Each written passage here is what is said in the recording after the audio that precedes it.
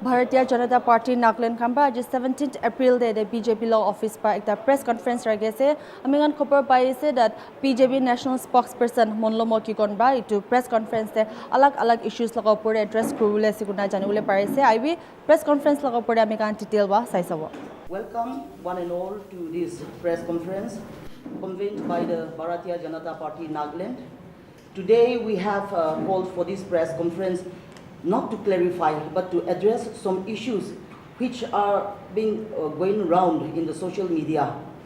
The Congress has been attacking the BJP, whereas the BJP in the state of Nagaland is not contesting, but our alliance partner NDPP, Dr. Chumben Murray as the PDA consensus candidate is contesting. And taking this point into account, we want to address some issues regarding the attacks made by the Congress in the press conferences and also in some of their rallies. Good afternoon. It's a pleasure to have all of you in our press conference. As Sapralu has mentioned, we invited you to make certain issues clear and also to reach out to the people of Nagaland before we go to the polls. Before I start, I would like to, using this opportunity, congratulate the 4 successful candidates in the recently declared UPSC results. This is a blessing and a boon to the state. We wish them well in their future as civil servants of this country.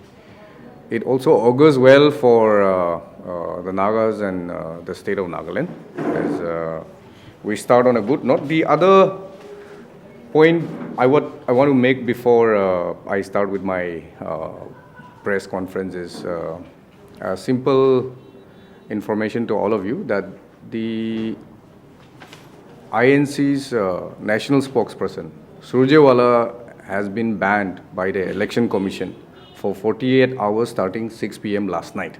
It is because of his vile, derogatory and sexist comments on Hema Malini.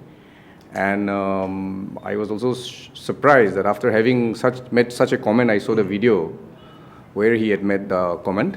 He came to Nagaland and assuming moral, political right has given us a long lecture of why they are fighting against the BJP. So having said that, let me begin. BJP is a pro-development party. It has its concern right at the center of India's interests. It puts nation first above family and other leaders. And that has been exhibited and demonstrated by the 10 years of Prime Minister Modi's tenure. And as we go to the polls, we have already issued our manifesto. I did not talk about it. I just want to take our people back to history where we have witnessed the Congress rule in this country. Let's begin with Nehru. I want to recall his visit to Nagaland in 1953 with U Nu, the Prime Minister of Myanmar, where Naga delegation wanted to meet him and submit a delegation memorandum, but they were not allowed. So they left the meeting, obviously angry that the Prime Minister did not meet them. The question is, right from the beginning, they've not been interested in listening to the Naga people and the issues raised by Nagas, and it's demonstrated by his behavior in 1953. Prior to 1947, when India got independence, there were a lot of discussion in the Constituent Assembly on even securing the borders. So if you look at the Indo-Myanmar border today, especially the Naga areas, both in Naga, India and Myanmar, you would see that there were fault lines which were initiated, or rather which the Congress ignored. And that attitude and that approach has continued till date by the Congress party towards the Nagas. So we have a historically long list of Congress neglecting not only the northeastern region, but the Naga people as well. I say this because today the Congress leaders have selective amnesia. They talk as if they have always been behind the interests of the Naga people, which is clearly not, and history tells us so. In the 1962 war, all of us know that Nehru left the region to itself by saying that my heart goes out to the people of Assam. And in 1962, let me remind you that Nagaland was part of, or the Naga Hills was part of Assam then, and we had not got our statehood. And he just left us at our mercy. As the Prime Minister of India, we expected that Nehru should come and defend his citizens in every corner of this country. But he has failed the people of this region. And I would like to again point out one of the development paradigm under which the Congress worked and under which the Congress looked at towards this region. And it was said by none other than A.K. Antony, who was the Defense Minister of India from the Congress party. When asked about development in the Northeast, especially in the Indo-China border, he said, and this is available on record, that if we develop this region and China captures this region, it will become part of China. So in simple terms, they didn't really care about this region or the development of this region. Today, you cannot be waxing eloquent about the lack of your interest in developing this region. And we forget that when the issue of statehood of Nagaland was discussed, Nehru told the then governor of Assam that, and I quote, he refers to the Nagas and the Naga issue as gangrenous, meaning something which is already spoiled and therefore needs to be cut off. And this is available in the records. I just want to highlight that the Nehru-Gandhi family has always been anti-Naga, and they've always shown lack of interest towards the Nagas. So this is historically available. It is nothing new. And the next case in point is Indira Gandhi. Indira Gandhi was the only PM, Prime Minister of India, who had and exhibited through the emergency dictatorial tendencies. And it was during her time as Prime Minister, especially during the emergency, when they attempted to change the Constitution of India. So the only Prime Ministers who have attempted to change the Constitution of India is Indira Gandhi of the Congress. Our Prime Minister, Narendra Modi ji, has said recently, as recent as yesterday, that as long as he is alive, he will never change or never attempt to change the Constitution of India, because Constitution of India is sacred to the BJP. So for that matter, we want to clarify that for once and all that our respect for the Constitution of India is sacred and there is no such attempt. You know, I was particularly reminded of the forced male sterilization program that Indira Gandhi envisaged and implemented during the emergency. It is because they came up with a solution of forced male sterilization to address the population increase in India. So if you look at that period and today, I mean, if you have a policy to address population growth, it is not through forced male sterilization, but the lack of proper policy planning has been clearly exhibited, and their intention to force and compel and implement such anti-people agenda was always there from the beginning. It is not a new thing that we see today. And just because they've been in opposition for the past 10 years, they cannot change the narrative by coming and rehashing, all criticism of other parties, not just the BJP. Indira Gandhi imposed the Shillong Accord on the Nagas. We would have had a peaceful future if she had not manipulated to impose the Shillong Accord on the Nagas. Today, any reader or any student of Naga history will tell you that that was a policy error which was initiated and implemented by her during her time as Prime Minister of India. So right from Nehru, her father, neglecting the Nagas, adopting anti-Naga policy, she continued that, and till today, We are facing the consequences of the Shillong Accord because of these people. Compare that. Prime ministers put up by the Bharatiya Janata Party. Refer to 2015 and 2017, Prime Minister Modi had signed the framework agreement and also the agreed position. These are all serious commitment, not just random empty talks, which the UPA did for the past 10 years. They were in power from 2004 to 14, where they did not sign any agreement, where AFSPA was continuing on and on because they had no agenda for the Naga people and also for the northeastern region. The reasons why they have been insensitive towards this region. Nehru had clearly stated that he didn't want to develop this region because he feared that India, although it's a democratic country, might fall into the hands of the Chinese.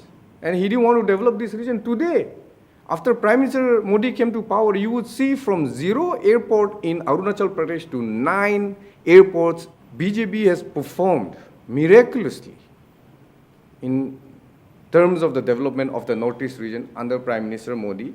And compared to, I will come back to that, compared to the Congress UPA time, a Prime Minister who was made a Rajya Sabha MP from Assam did not think of Northeast as his home, although it was his adopted home.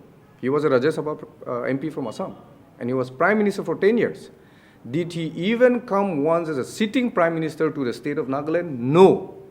Prime Minister Modi came to Nagaland in 2014 in his first year as the Prime Minister of India to inaugurate the Hornbill Festival. And if you remember, the Prime Minister Manmohan Singh of the UPA, Manmohan Singh ji, in 2014 in Kisama, during the Hornbill Festival, December 1, he said, from today, in Kohima, in Nagaland, I will rephrase our agenda and our narrative for this region and for the country by changing the term look east to act east policy. A significant policy change in terms of international relations was made in Nagaland for the first time in the history of India, of modern India. Would such a policy change happen during the Congress time? Have we forgotten what the Congress has done to the state of Nagaland or to the Naga people? Some may forget because they have collective amnesia. But majority of Nagas cannot forget our history, our past, and the Congress attitude towards the Naga people. We cannot forget. When they got the opportunity for 10 years, they were busy looting the country, 2G, so many scams. All of you know, we need not mention any one of that. And today they are talking of corruption. Corruption is in the Congress DNA. Everyone has seen that. Surjewala came here. He is also a dynast like Rahul Gandhi. His father was also a minister. Naga people do not believe in dynastic politics. Even if you are chief minister, there is no guarantee your son will be MLA also. It is not in Naga culture. Without knowing Naga culture, they are talking to us and lecturing to us about Naga culture.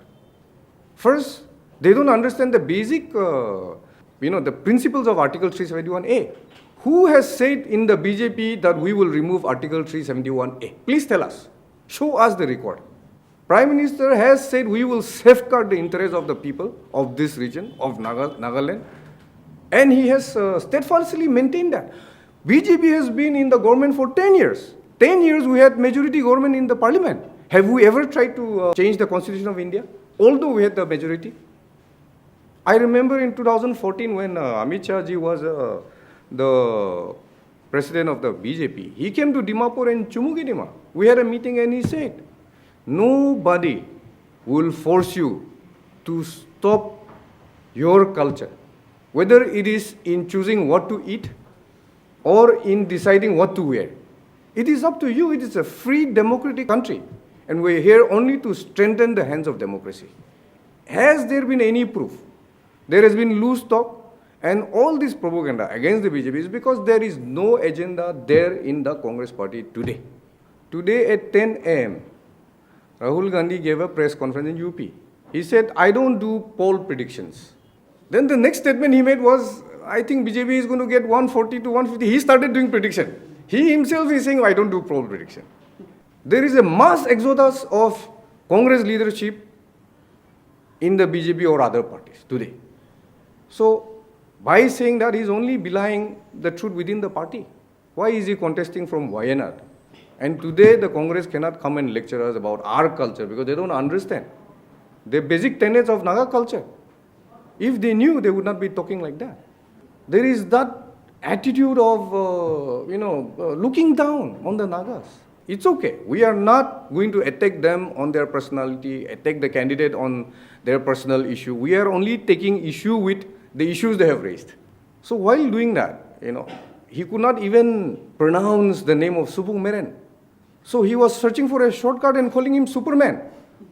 I would want the MP from Nagaland to be articulate in the parliament. He's not going to speak in the parliament in Nagamis.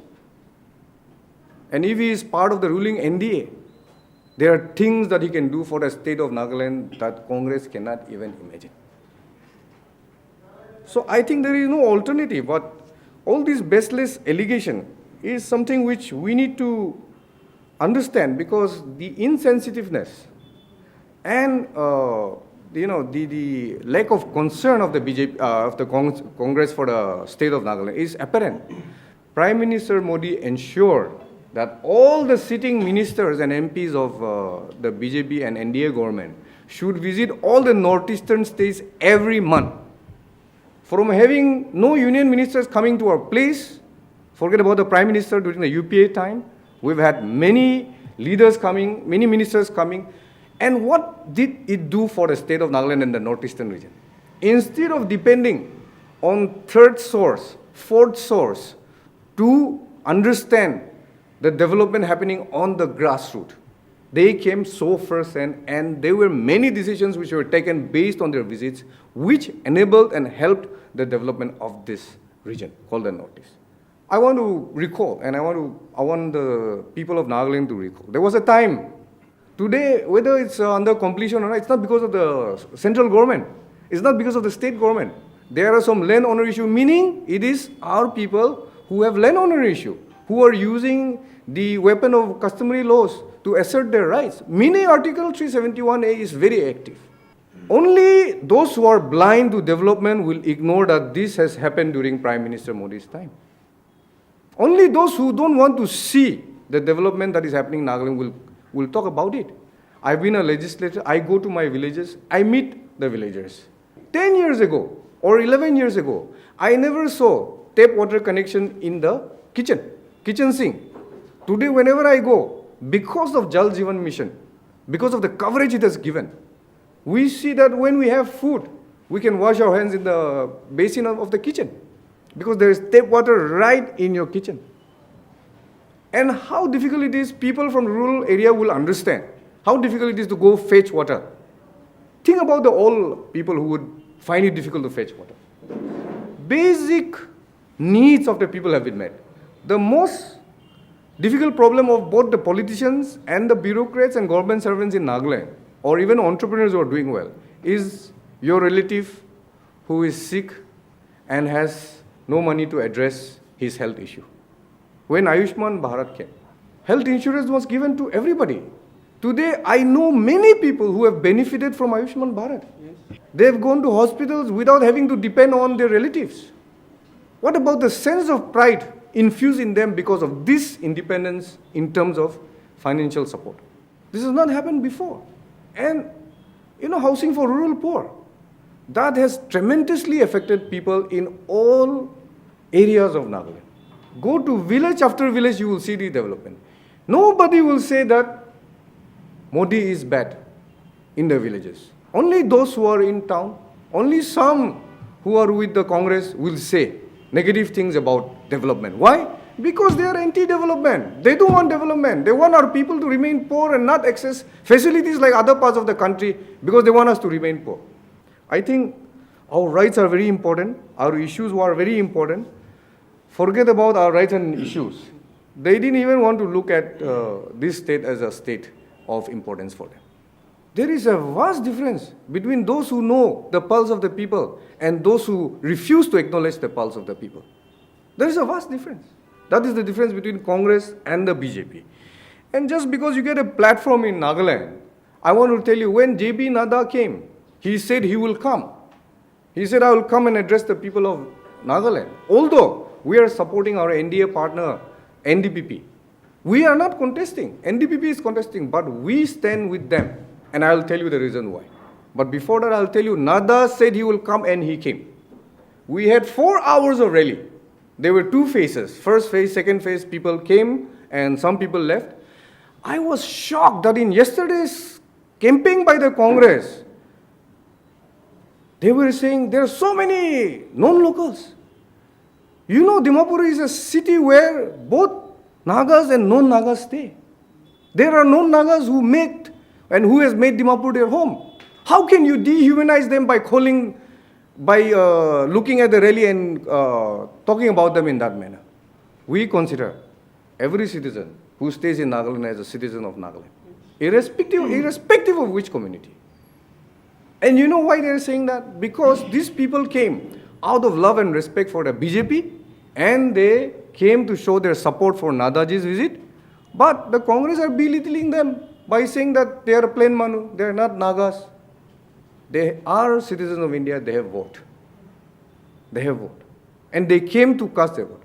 The other funny thing I noticed was that in the front you would see, and in the sides you will see a lot of BJP workers, karyakartas from the Naga community.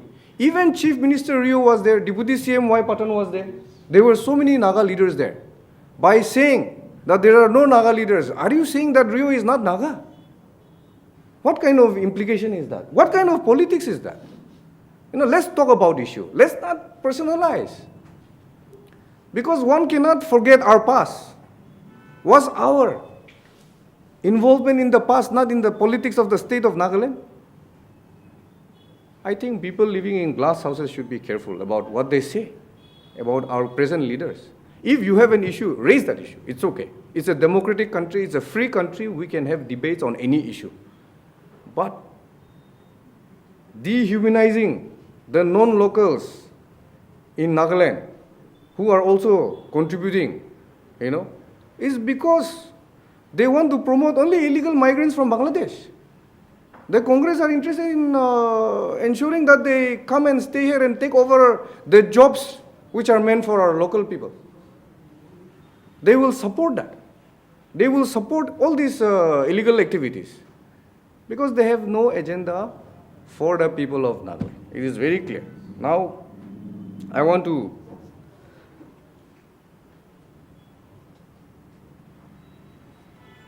make one significant point.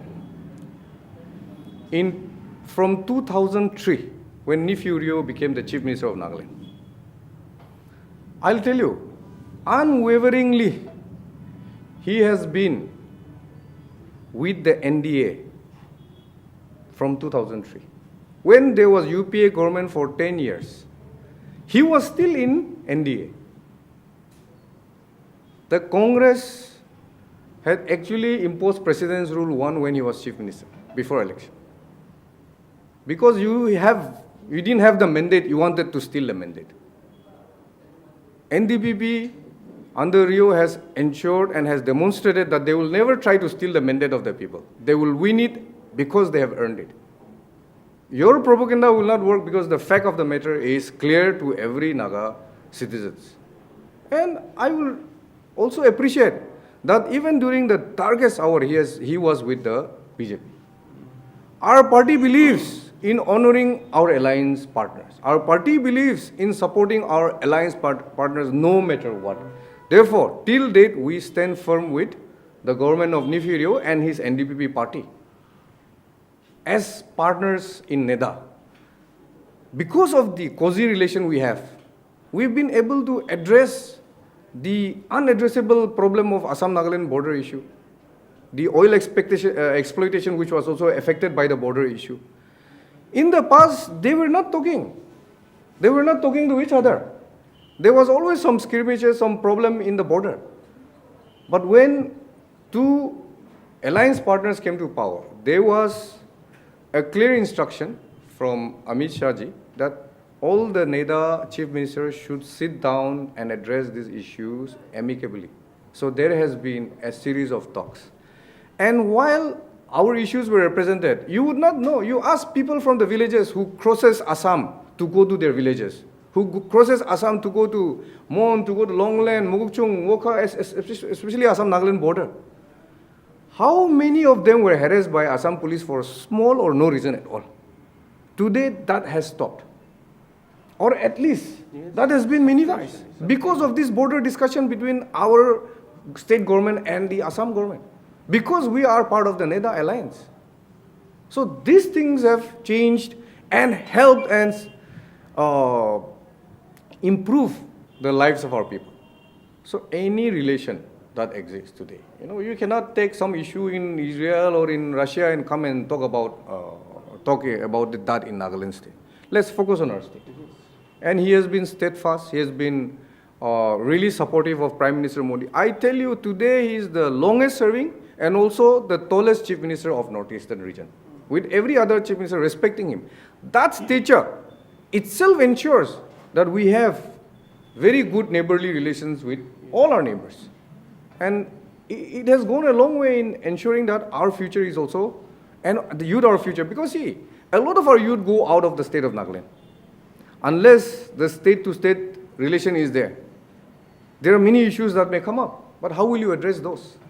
So he has been able to address because of the fact that he has been in the alliance.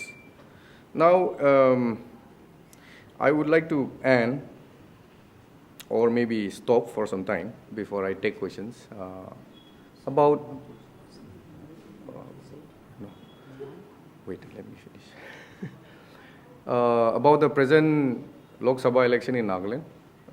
It's not just the BJP, the NPF, the NPP, RPI, NCP, JDU, and independents are all supporting our candidate. The entire legislature of the state is supporting our candidate. Because we want somebody who will be able to go and articulate our rights and our needs in the parliament. The Parliament of India is not a small place. We need somebody who can stand up for us, who can speak for us on the issues that we hold there. Not just criticize people because we are free to criticize, but take up those issues for the state of for the people of this state.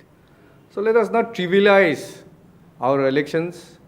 Let us not trivialize the Naga people just because you don't like us. Let us not trivialize this thing. So it's my fervent appeal to the people of Nagaland that as you have reposed your faith in the leadership of Nephew Rio, I also appeal to you that you support the candidature of Dr. Chamben Mori, NDPP candidate for the upcoming Lok Sabha elections, as we have only 2 days to go. And let us vote the interest of Naga people to power. In the year 1951, we are all aware that Nagas had conducted voluntary plebiscite on the 16th of May 1951.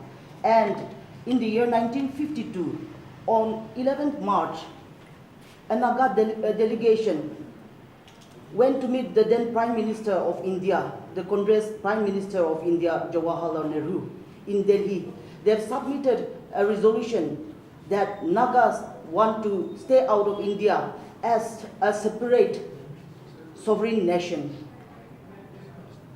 After submitting the resolution of the Naga plebiscite, that was voted, that was participated by more than 99% of the Nagas, Nehru, instead of listening to the voice of the Nagas, sent 10,000s of troops to the state of Nagaland to suppress the Naga political rights. And we all know history cannot be forgotten. I wonder how the Congress could so shamelessly say that they love the Naga people. How could they even say that? Have they forgotten how much we had suffered during Nehru and Indira Gandhi's time?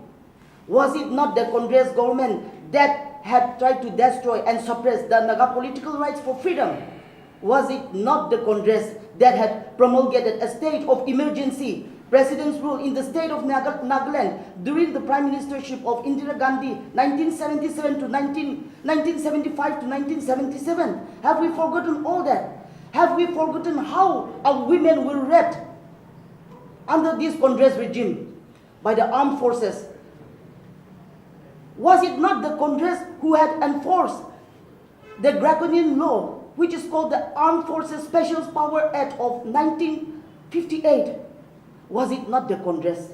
How could they so shamelessly come and say and proclaim that they love the Nagas and that they are going to solve every of our problem once they are elected to power? They should know that Naga people have voted them out of power.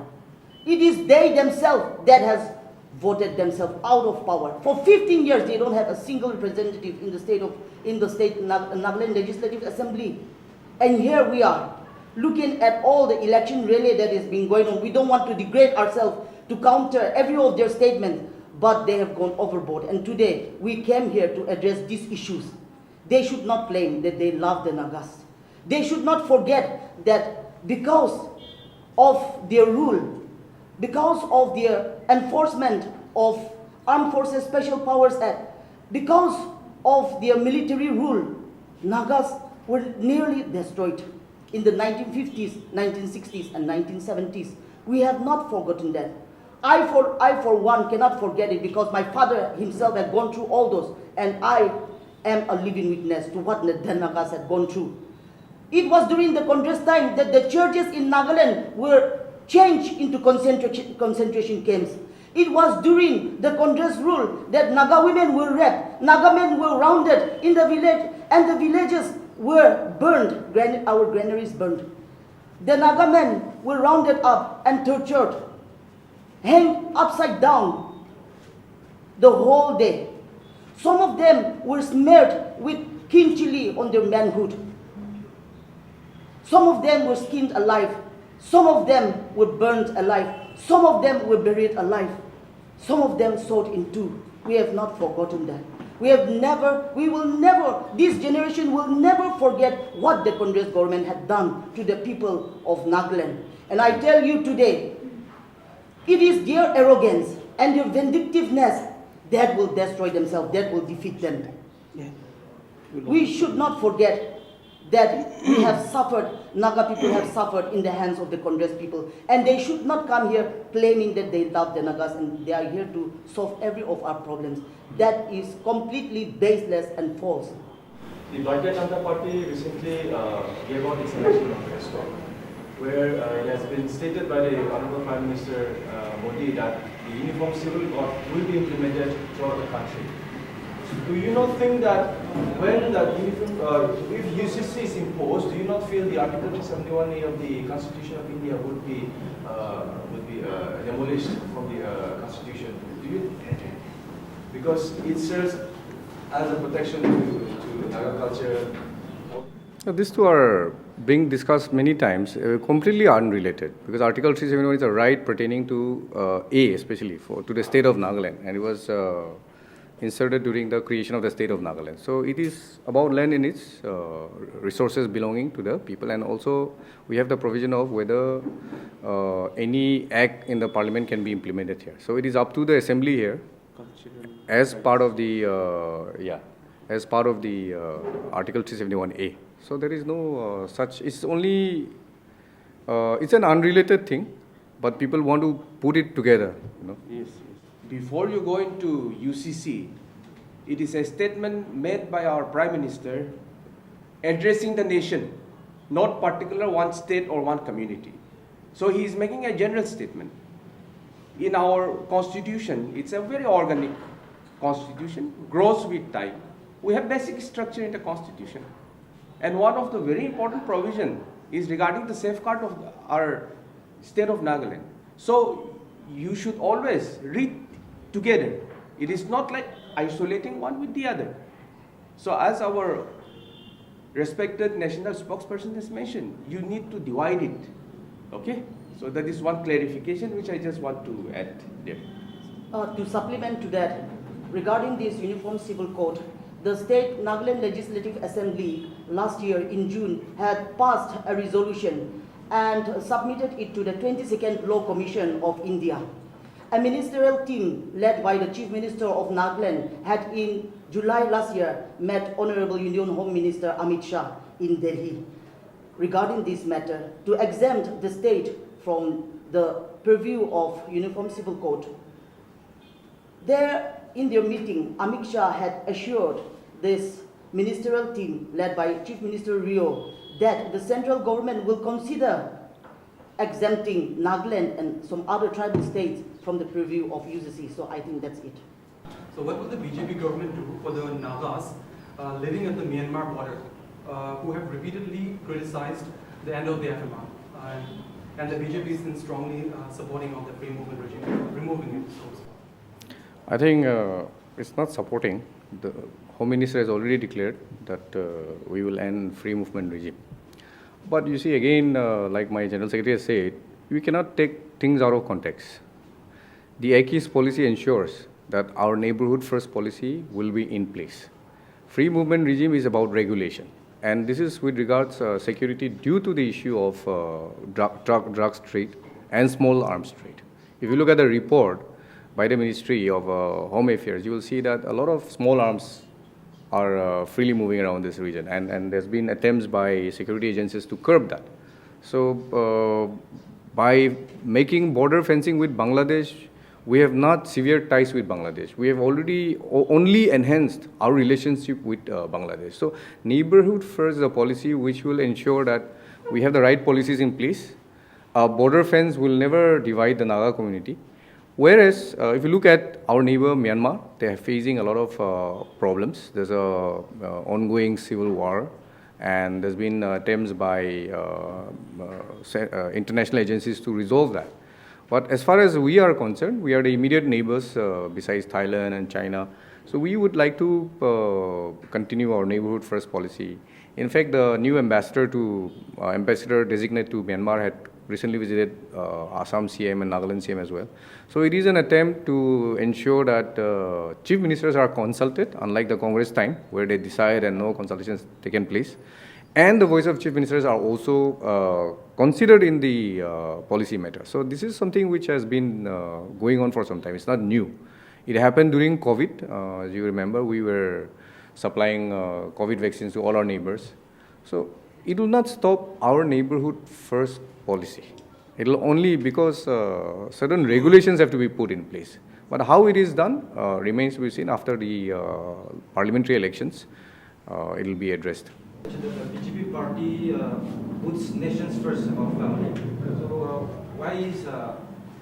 what is making Narendra Modi being the Prime Minister of India not able to visit Manipur after the violence once?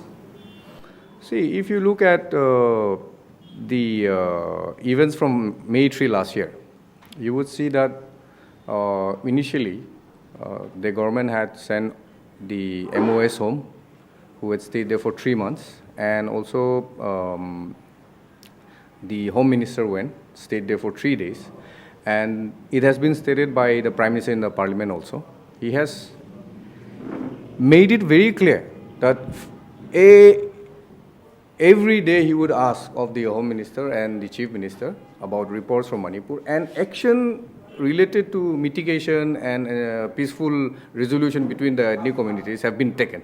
In terms of both international border and conflict between, conflict areas inside Manipur itself, both the paramilitary and the army has been put into place. And the Chief Minister has complied with all the demands of the center. So they have sent an advisor, the military is in place to ensure that there is a mitigation. But because of, again, the free flow of arms perhaps, sporadic violence emerged later on. But if you look at it, the mitigation that has been planned, that has been put in place, have been able to curtail the explosion of violence again. So the agenda now is to ensure that law and order is in place, while communication, dialogue continues. So after that, a very series of dialogues have taken place between the two. The center has been trying to mediate between the two communities, because sometimes ethnic strife is beyond what we call normal law and order situation. So it has to be addressed differently. So Prime Minister going there or not is not the issue.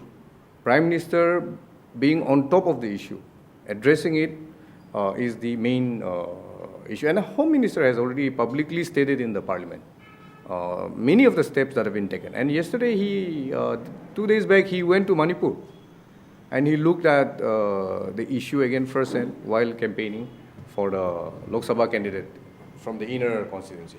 Why our Honorable Prime Minister has not been able to give a press conferences such as this during his tenure as the Prime Minister? See, the Prime Minister has been communicating with the media and has been giving select interviews from time to time, and it is his prerogative. I cannot speak on his behalf. As Prime Minister, again, of the biggest, largest democracy in the world, there are so many issues he has to deal with. He actually, if you look at recent interview also, he has given to ANI, and all of us must have read it. The point is, when I mentioned about Surjewala, our Nadaji is a nice gentleman with clear political agenda for the country. He may be very busy because as the president of the largest political party in the world, he has so many assignments.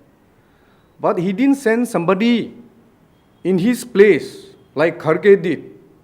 Somebody who made vile, derogatory, sexist comment on women to Nagaland. He came himself. But why did Kharge not come? It is the sign of importance they give to the state of Nagaland. That, we don't care about state of Nagaland, so I'll send somebody who has been pulled up for his sexist comments. Second-class treatment. Yeah, it's a second-class treatment. So, it is apparent.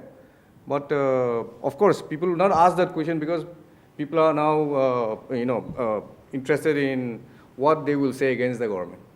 As final call on my first question, so you're saying that the UCC would not be implemented in the state of Naga? See, you are again asking the wrong question because the implementation of UCC depends on Article 371A. No Act of Parliament shall be applicable to the state of Nagaland unless the Assembly passes it, right? So I cannot say they will not or they will. But our Chief Minister has said just the other day that I will go all out to defend and protect the interests of not just Nagaland state, but the Christians in Nagaland. So one last question for mine as well. The Congress have also claimed that our state, Nagaland, will be like Manipur if the BJP comes back to power. So what is your opinion on that? See, I am very happy you asked this question because the Congress is expert in fear-mongering. When has it happened? We have so many factions here, but we have an inbuilt social system where organizations like FNR has been able to broker a peace among brothers. So there was, spurts of fratricidal killing in Nagaland in the past, before the BJP came to power. Yes. We are not saying that Manmohan Singh is, somebody who has done that. We know our issues. We have our mechanism to address those issues. Let us, be realistic about how we address issues. Sir, so I think that mechanism is there. Shall I add one thing? Yeah, please. Actually, the Congress has went mad. They actually don't know even how to raise question. Actually, it is not a question about BJP coming to the power. For the last more than 10 years, in the center it is a BJP government, led by our Honorable Prime Minister. In the state, we are part of a government. And the history is very clear. Nagaland has never seen such a peaceful nature of law and order in the state. So even the question itself, rather you should ask them, why you are asking this question rather than asking us.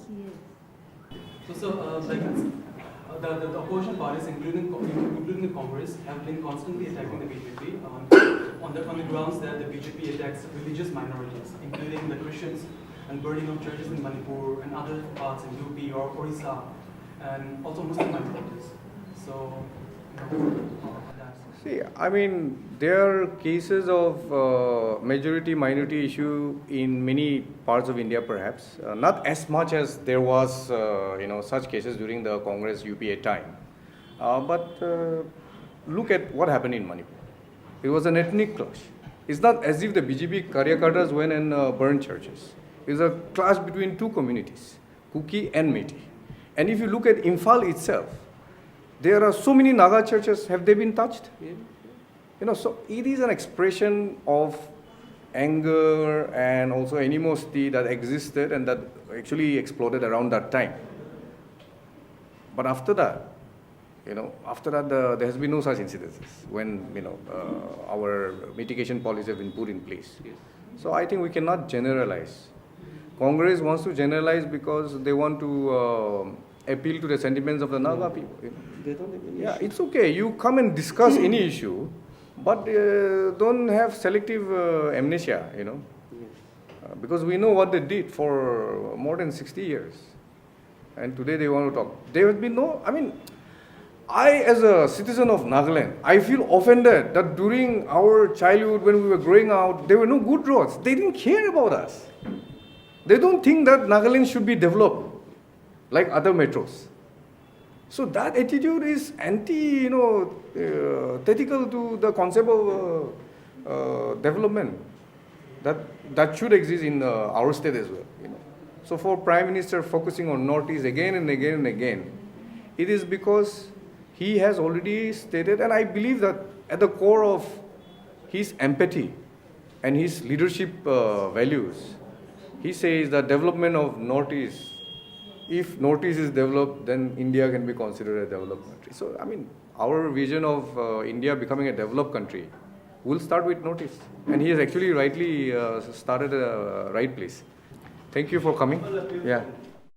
तो viewers अपनी खान दिखी लुशे हजे लगा press conference लगा ऊपर दे ये दे BJP national spokesperson Mmhonlumo bra address करा समय दा जाने वाले दिशे that INC la spokesperson RS Suraj wala के ECI Khan bra 48 hours निमिदा ban करने से because ताइबा हिमालयनी ऊपर सक्सेस कमेंट पठावा और दे Mmhonlumo बा अलग अलग issues लगा ऊपर दे ता address करशे ये दे national spokesperson मा जाने वाले दिशे that BJP खान तो ताहान family और अलग मनोहन लोगों देवा तो ताहान nation first रखे गुना जाने वाले दिशे और इचुलगा ऊपर दे ताई कांग्रेस कला ऊपर दे भी कथा करम दे ताई जाने वाले दिशे that कांग्रेस खान तो ताहान नागा मनु लगा कथा होने वाले interested नाई गुना भी जाने वाले दिशे और कांग्रेस मनु खान कांग्रेस पा Northeast manu that including the Nagas can get bishi neglect kurina aishu guna bi ye de national spokesperson ba janibole dishe aro itu logo opor de Mmhonlumo ba janibole dishe that BJP has performed miraculously under the leadership of Modi aro Naga manu khan do dynastic politics se tahan bisas nokore guna bi janibole dishe ita gani mani for more news and updates keep watching Global Window.